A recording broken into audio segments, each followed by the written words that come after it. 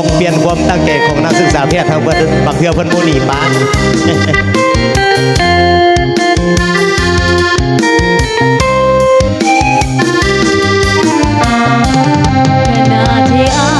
อ่านข้อความนี้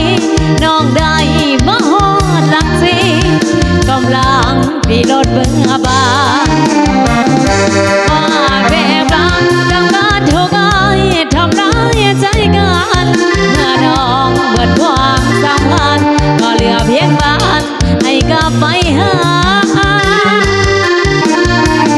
อ้ายคงคิดว่าน้องมาโมเก่า